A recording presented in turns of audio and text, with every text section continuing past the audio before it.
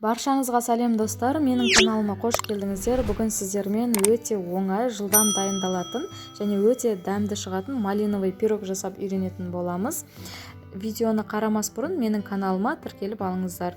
Ең алдымен ыдысымызға қантымызды салып, үстіне 2 жұмыртқамызды салып, жақсылап араластырып аламыз.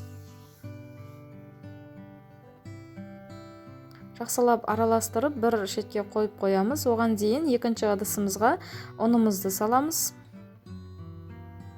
Және бөлме температурасындағы сары майымызды саламыз. Кішкене тұз және разрыхлитель саламыз. Ингредиенттердің мөлшерін мен описаниеде қалдырып кетемін, сол жерден қарап жасасаңыздар болады. Енді осылай қамырымыз бен ұнымызды араластырып, үстіне жұмыртқамыз бен қантымызды салып, қамыр илейміз жұмсақ етіп. Бізде осындай қамыр шығу керек. Дайын болған қамырымызды 2 бөлікке бөліп аламыз. Бірінші бөлігін алып қоямыз, екінші бөлігін осылай жайып аламыз. Кішкене ұн сеуіп жеріп, оқтаудың көмегімен қамырымызды жайып аламыз.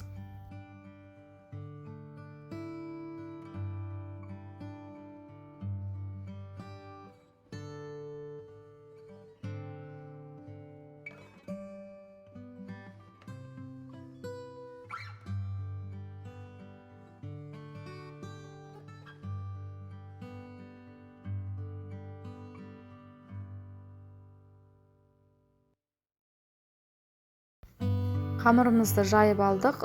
Қалыңдығы 1 сантиметрдей болды менде. Жайып болған соң осылай ұзыннан кесіп аламыз.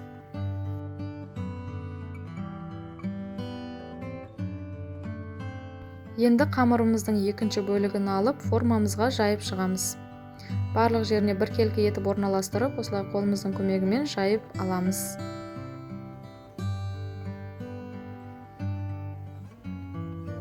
Міне қамырымызды жайып алдық. Енді үстіне малина мен қантты араластырып қойдым мен. Осыны құямыз начинкамызды. Сіздер өз қалауларыңыз бойынша басқа начинка салсаңыздар да болады. Егер үйлеріңізде варенье болатын болса, соны да құйып жасасаңыздар болады. Начинкасын өзгертуге болады. Енді үстіне кесіп алған қамырларымыздың жартысын осылай көлденеңінен орналастырып шығасыздар.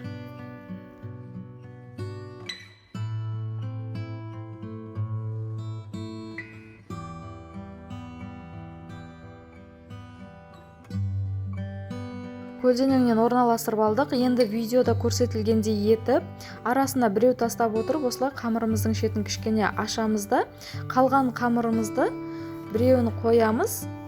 Сонда бізде беті осындай өрілген, қамыр өрілген әдемі пирог шығады. Жапсырып алдық. Екінші жағында осылай ашып отырып, өріп шығасыздар. Енді пешімізге, қызып тұрған пеште 180 градуста 30-40 минутқа пісіріп аласыздар.